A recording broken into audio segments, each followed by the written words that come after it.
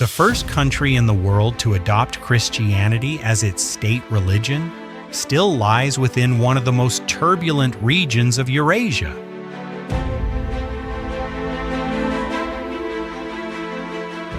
In the Caucasus, where routes connecting the Black Sea with Western Asia intersect, Armenia repeatedly became a territory that major powers sought to control.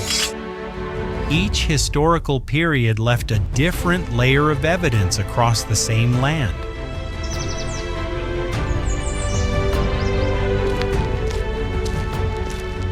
Monasteries more than 1,000 years old still cling to mountain cliffs,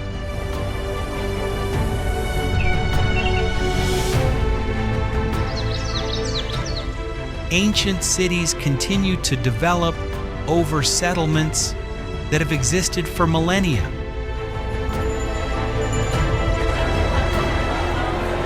Behind many lakes, canyons, and plateaus are events that helped shape the identity of an entire people.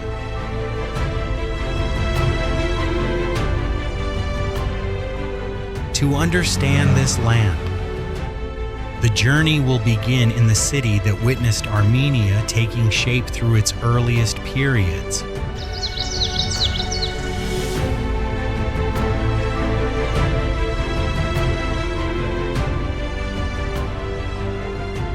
Yerevan is one of the oldest cities in the world to have remained continuously inhabited to the present day.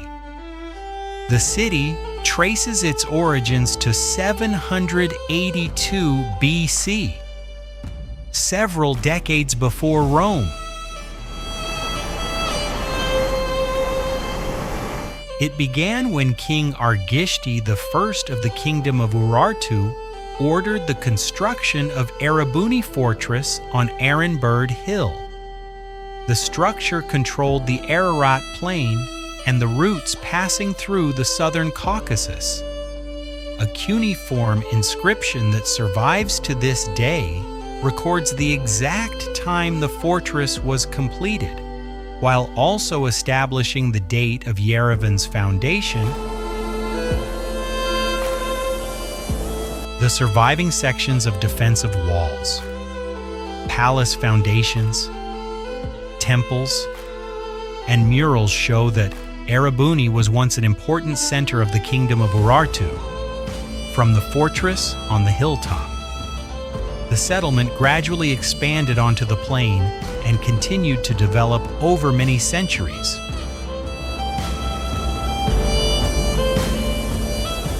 Yerevan later came under Persian, Roman, Arab, Ottoman, Russian, and then Soviet rule. Dynasties changed, but the city maintained its position on the Ararat Plain, where routes crossing the Caucasus converged. Much of the city was built from volcanic tuff quarried within the surrounding region. This stone has a distinctive pink color that can be seen from Republic Square to numerous buildings constructed during the 20th century.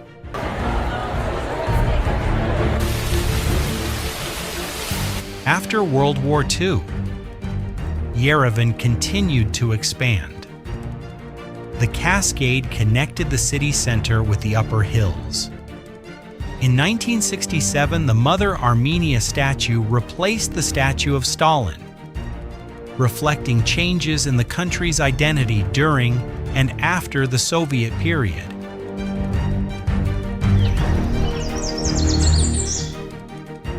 In many neighborhoods, the summit of Mount Ararat remains visible in the distance, although the mountain now lies beyond Armenia's borders. Its image still appears on the national coat of arms, in art, and in the memory of the Armenian people. Yet Armenia's identity was not shaped by its cities alone.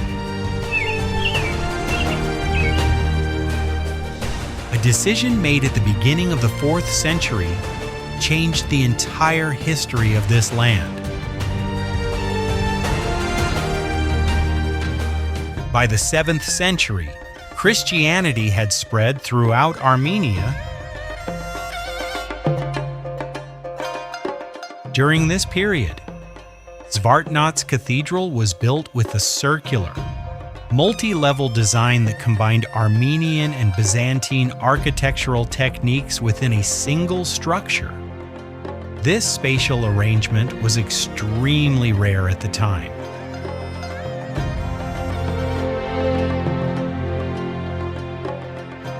About 3 centuries later, a major earthquake destroyed almost the entire cathedral.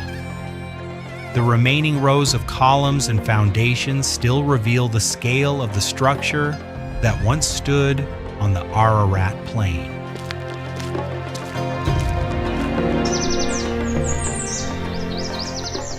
The influence of Zvartnots extended far beyond this site.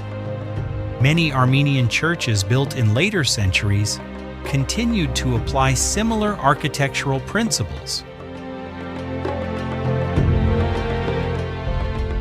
But before these churches appeared, Armenia had already become the first country in the world to adopt Christianity as its state religion.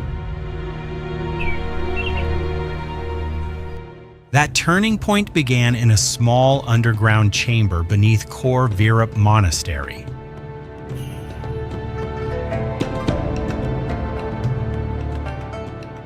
According to Armenian tradition, Gregory the Illuminator was imprisoned here for 13 years because he refused to renounce his faith.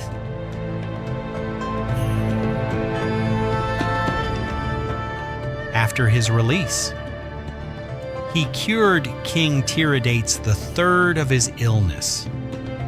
In 301, Armenia officially recognized Christianity as its state religion.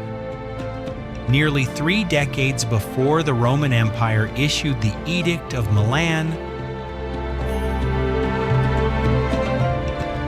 During that period, monasteries and churches gradually appeared throughout the country from then on.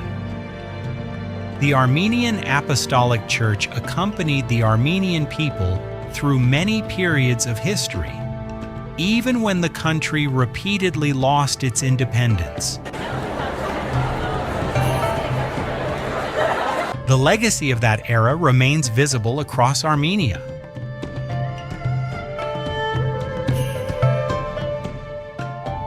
In the eastern mountains, a vast lake has sustained local communities for more than 1,000 years, while preserving many of the country's most important religious monuments. Water has always been the most valuable resource on the Armenian Highlands. Nearly 1/5 of the country's fresh water is concentrated in Lake Sevan, a lake located at an elevation of nearly 1,900 meters, and also the largest high-altitude freshwater lake in the Caucasus. The lake formed within a tectonic basin surrounded by mountain ranges, where geological movements created a depression large enough to accumulate water over millions of years. From an early period, communities chose the lakeshore as a place to settle. Its waters supported agriculture, fishing, and later became an important part of Armenia's hydroelectric system. The climate around the lake is also milder than across much of the surrounding highlands, allowing many settlements to develop continuously over many centuries. On a small peninsula extending into the lake, a monastery has remained in the same location for more than 1,000 years. When Sevanavank was built in the 9th century, it still stood on an isolated island in Lake Sevan. Princess Mariam commissioned the monastery during a period when Armenia was recovering from numerous conflicts and continuing to strengthen the Christian faith. Its distance from the mainland allowed monastic life to remain almost completely isolated, while also providing an additional natural layer of defense. The two churches built from black basalt still survive from that period. From their elevated position, almost the entire lake and its approaches could be observed. By the 20th century, the water level of Lake Sevan had fallen significantly because of water extraction and regulation projects. The former island gradually became connected to the mainland, while the monastery remained in the same place despite the changing landscape. But Armenia preserves more than the legacy of water. Beneath this land lies the memory of lava flows that cooled millions of years ago. That phenomenon produced formations that are difficult to believe were created by nature. At Garni Gorge, ancient basalt flows contracted as they cooled and crystallized, cracking into thousands of nearly uniform hexagonal columns. The Azat River later carved deeply into the rock, exposing the entire geological structure that had once been hidden beneath the surface.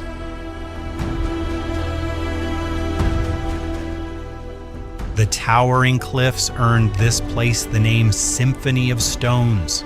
It is also one of the clearest examples of columnar basalt formations anywhere in the Caucasus. Just above the gorge stands a monument from the period before Christianity arrived. Garni is the only pagan monument in Armenia that has survived almost completely intact. The temple was built in the 1st century to honor Mir, the sun god. Its Greek-Roman columns show that Armenia maintained close connections with the ancient world before entering an entirely different chapter of its history. In 301, Christianity became the state religion. Most pagan temples gradually disappeared over the following centuries. Garni was an exception. Many researchers believe the structure survived because it continued to serve as a royal residence rather than functioning solely as a religious sanctuary.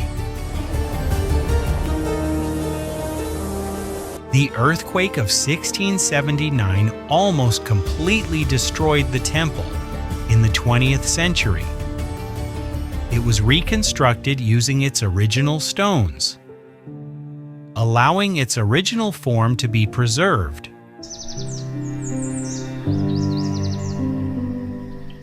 But as Christianity spread, new churches were no longer built by assembling blocks of stone.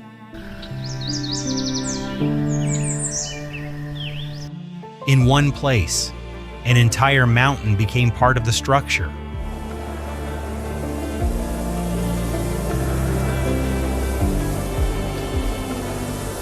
Geghard was created in a very different way.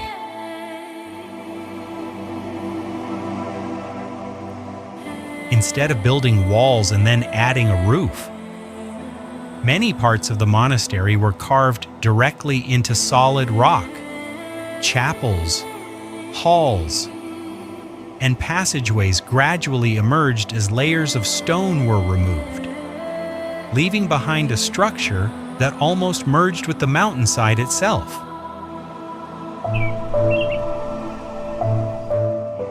The monastery began to take shape in the 4th century and continued to expand over the centuries that followed. According to Armenian tradition, it once housed the spear believed to have pierced the side of Jesus during the crucifixion. As a result, Geghard became one of the most important pilgrimage centers of the Armenian Apostolic Church.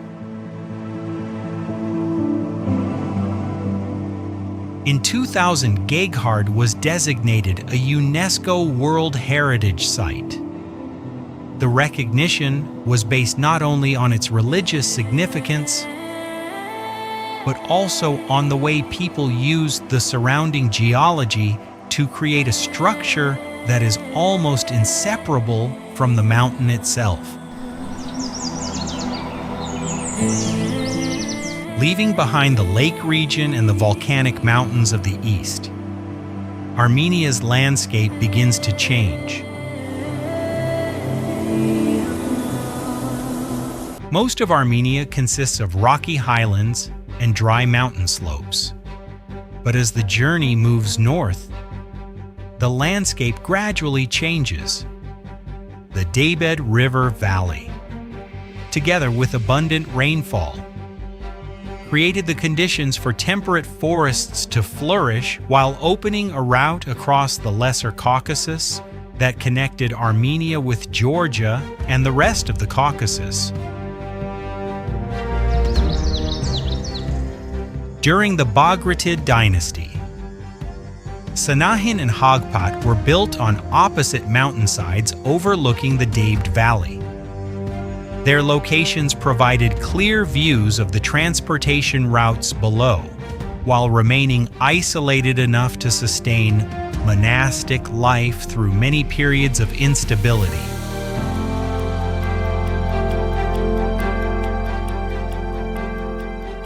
Generations of monks used the Armenian language to copy manuscripts, preserve written records, and pass knowledge from one generation to the next. Their work helped maintain the Armenian language and traditions even as the country repeatedly came under foreign rule. Both monastic complexes still preserve many features of medieval Armenian architecture. Their domes, stone arcades, and carved khachkars have survived for nearly 1,000 years before the sites were recognized as UNESCO World Heritage Sites.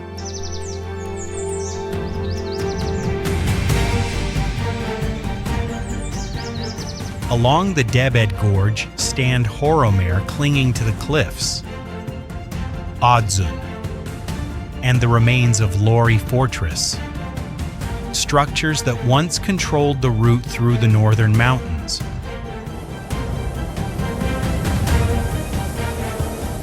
From here, forests continue eastward, where the cooler climate and mineral springs have supported an ecosystem very different from the rest of Armenia.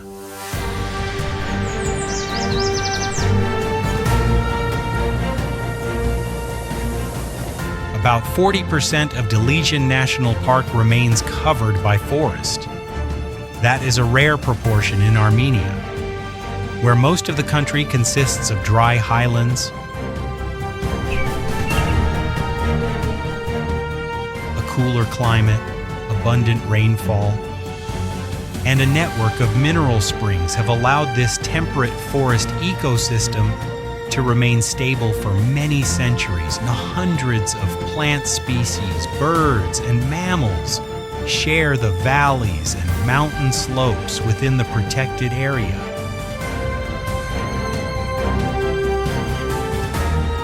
Goshavank and Haghartsen were both built within these forests, where abundant water and isolated terrain created favorable conditions for long-lasting monastic communities.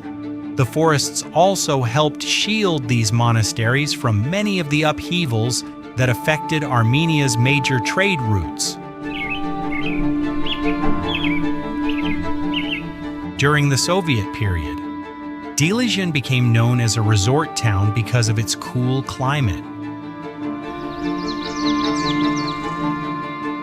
Yet the forests remain the least changed part of this region.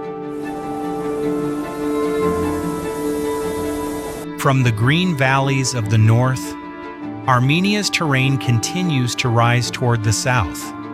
Forests gradually give way to rocky gorges and red cliffs, marking the beginning of a region that once controlled the routes into southern Armenia.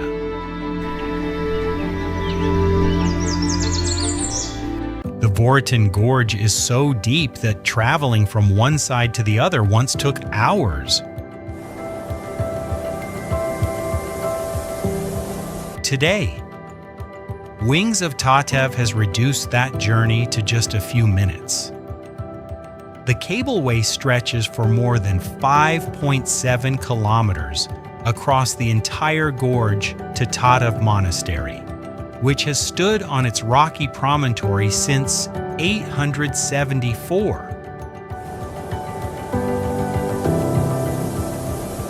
Its location allowed the monastery to observe the routes crossing southern Armenia while providing a natural line of defense against attacks from below.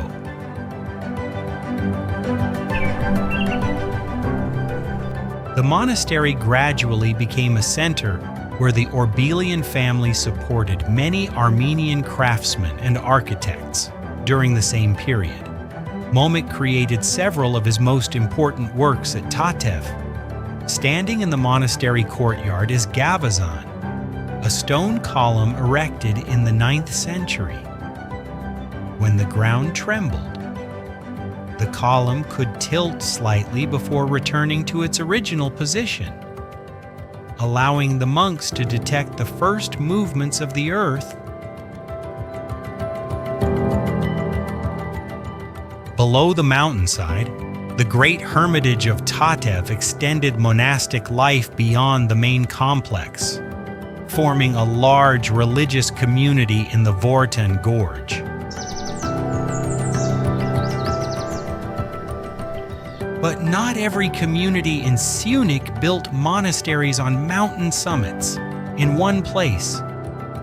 An entire village was built inside the cliffs.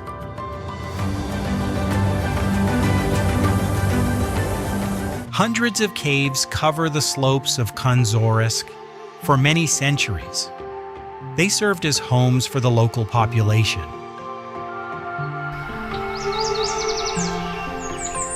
The living spaces were expanded from natural rock cavities, schools, churches, granaries, and livestock shelters gradually appeared within the cave system.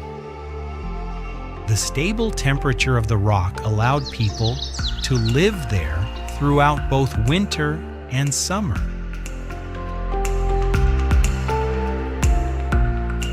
By the 18th century, Kanzorisk had become the base of the resistance forces led by Mikitar Sparapet during the struggle against Persia.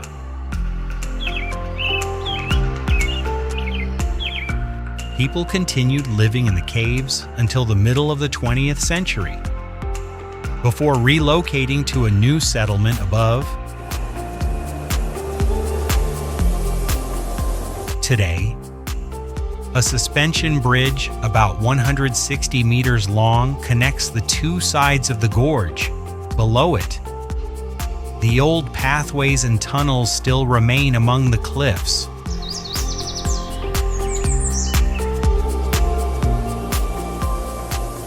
From Kanzorisk, the Amagu Valley begins to emerge, with layers of red rock extending along both mountainsides. The Orbelian family began expanding Noravank in the 13th century.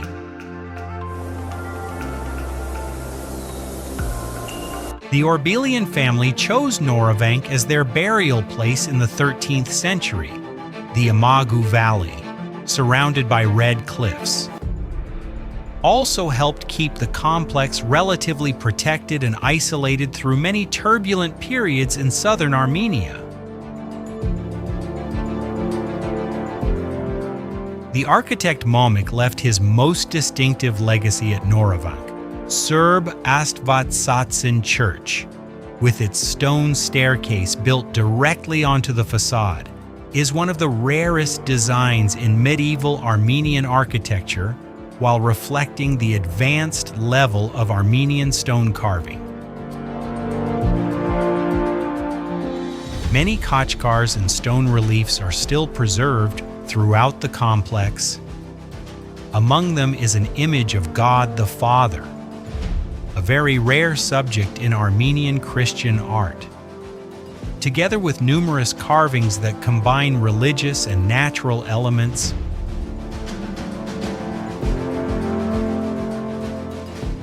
the Arpa River continues flowing westward. Along its banks stands Gundevank, a monastery that has existed since the 10th century. In 936, Princess Sophia of Sunik commissioned the construction of the monastery beside the river, far from the region's major routes.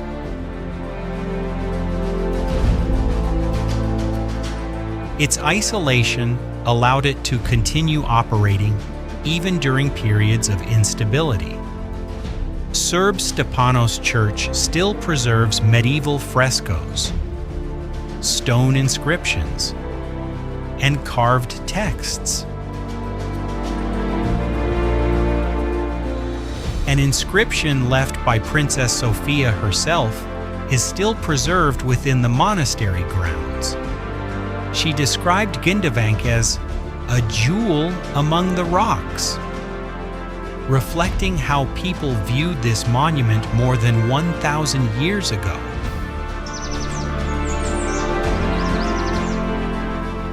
To the west, the landscape gradually opens into broader highlands.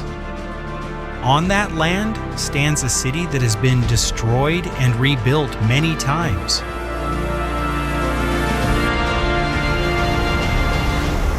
In less than 1 minute, most of the city was reduced to rubble. In December 1988, the Spitak earthquake, with a magnitude of 6.8, struck northern Armenia. Gyumri suffered the most severe damage. Thousands of buildings collapsed. Entire residential districts nearly disappeared, and tens of thousands of people were killed.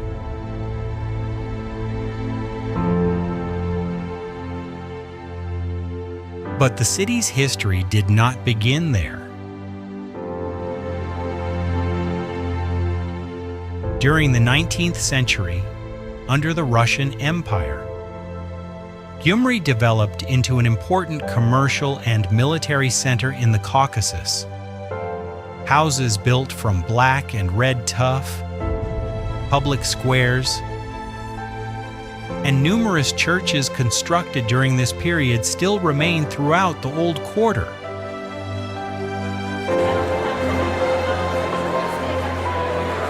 After 1988, many structures were rebuilt on their original foundations. Vardanants Square, the Holy Saviour's Church, and the Holy Mother of God Church gradually reopened as the city recovered.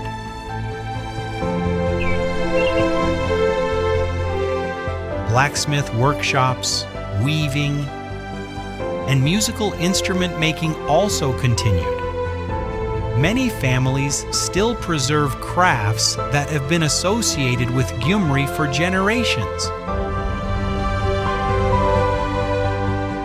On the hill west of the city, black stone walls have stood since the 19th century. Black Fortress was built by the Russian Empire in the 1830s after the Russo-Persian War.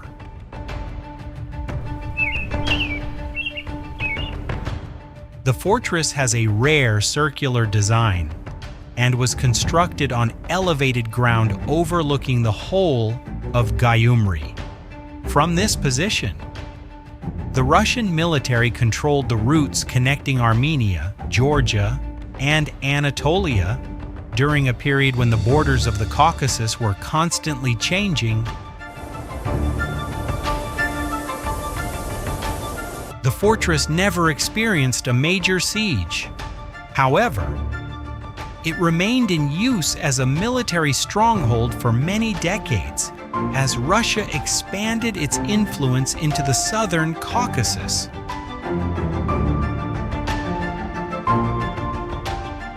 The black basalt walls of Black Fortress remain intact after nearly 2 centuries. For the people of Gyumri, however, the memory of the city is also represented by another symbol. It is the Mother Armenia statue overlooking the city from the south. The sword points downward toward the ground instead of being raised forward. After the Spitak earthquake of 1988, many residents of Gyumri began gathering here during memorial events. Over the years, ceremonies honoring the victims have continued to take place at the base of the statue. After centuries of war, natural disasters, and reconstruction, Gyumri still stands on the same land. But for Armenians, the memory of their people has never been limited to the cities that remain within the country's present borders.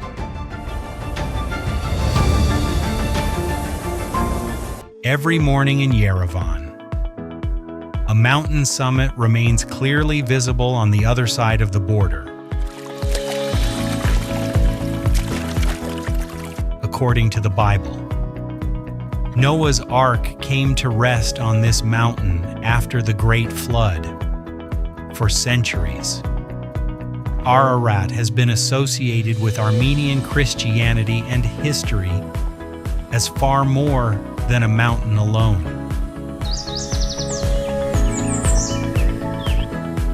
At 5,137 meters, Ararat is the highest peak on the Armenian Highlands, following treaties signed during the 20th century. The mountain became part of the territory of Turkey. To this day, it has never disappeared from Armenian life. Its image still appears on the national coat of arms, in literature, painting, and many of the country's cultural symbols. West of Ararat lies a region that once held an even greater role in the history of medieval Armenia.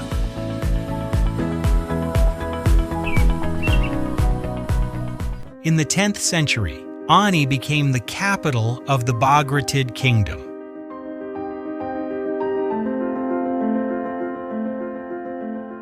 The city developed along a trade route connecting the Caucasus with Asia Minor and the Middle East.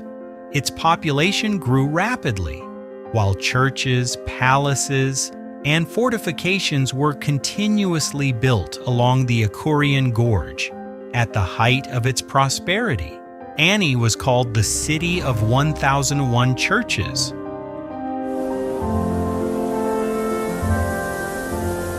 From the 11th century onward, Ani was repeatedly affected by warfare, earthquakes, and changes in trade routes. The city was gradually abandoned. Its ruined domes and surviving walls still mark the location of one of the largest urban centers in the medieval Caucasus. Before Ani became the capital of the Bagratid Kingdom, several ancient Armenian kingdoms had developed around a much larger lake farther south.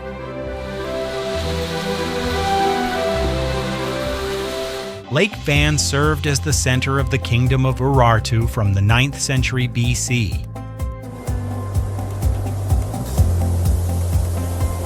Its water, fertile land, and surrounding routes helped Urartu develop into one of the most powerful states on the Armenian Highlands centuries later.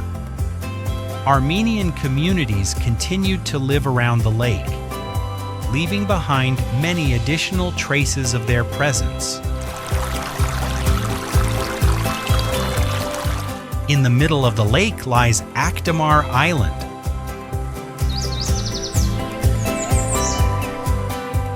At the beginning of the 10th century, the kingdom of Vaspurakan built the Church of the Holy Cross on this island.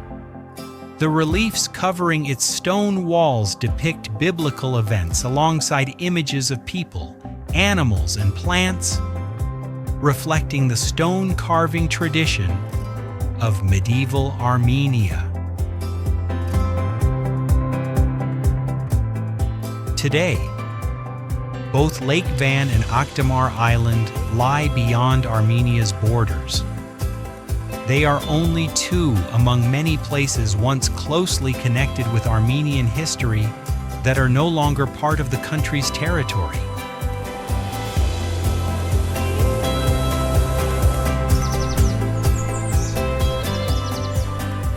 In 1915, mass deportations and massacres began across the Ottoman Empire.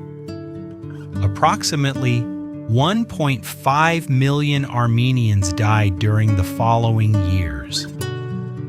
Many communities that had existed for centuries disappeared from the lands where they had once lived.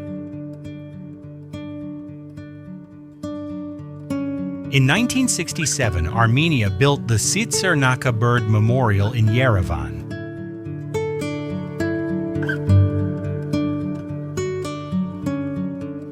12 sloping stone slabs surround the eternal flame at the center.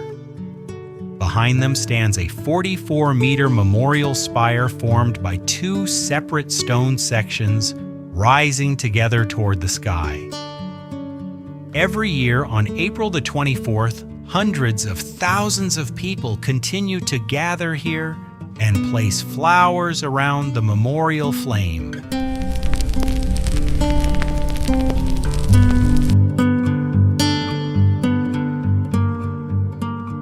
Ararat remains visible beyond the border every day.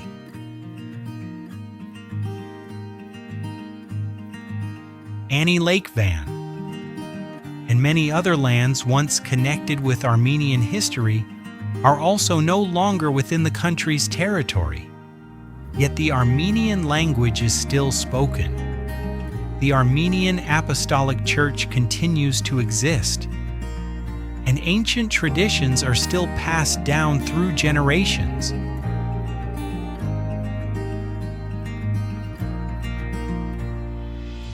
Over thousands of years, borders changed repeatedly, while kingdoms rose and disappeared. But Armenian identity has been preserved not only in the monuments that remain, but also in the language, faith, and memory of its people.